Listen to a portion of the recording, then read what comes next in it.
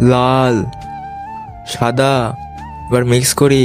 এর তো হয়ে গেল গোলাপি কালার। না হয়নি, আমি তোমাদের গাছ আঁকতে বলেছি। কি গাছ?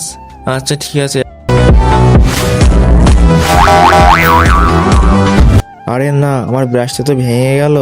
এই তো আমার মাথায় একটা বুদ্ধি এসেছে। জানি, তোর ব্রাশটা আমাকে দিয়ে দে। এই নে, ভাঙা ব্রাশটা দিয়ে তুই ছবিটা আঁকা। এর মধ্যে তুই কিছু আঁকাতে পারবি না, তুই এই ভাঙা ব্রাশটা দিয়ে আঁকা। আরে বান্টি তো আমাকে ভাঙা ব্রাশ দিল, আমি এই ভাঙা ব্রাশ দিয়ে কিভাবে আঁকবো? আরে আমার পেন্সিলের উপর তো কটন রাখা আছে, এই তো আইডিয়া পেয়েছি। এখন আমি এই কটন বারকে কাজে লাগিয়ে আমি আমার পেন্টিং আঁকবো। তো কটনগুলোকে রাবার দিয়ে আটকে দিয়েছি।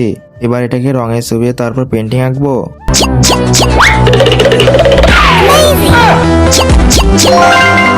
এই দেখুন ম্যাম, আমার গাছ আঁকানো কমপ্লিট হয়ে গেছে।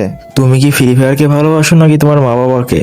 যদি তোমার মা বাবাকে ভালোবাসো তাহলে লাইক এবং সাবস্ক্রাইব করো। যদি লাইক সাবস্ক্রাইব না করো তাহলে আমি বুঝে নেবো তুমি তোমার মা বাবাকে ভালোবাসো না। আর কমেন্টে 1 নাকি 2 লিখে যাও। আরে ভাই, তুমি তো এই হবু এই পেনিটা এঁকেছো।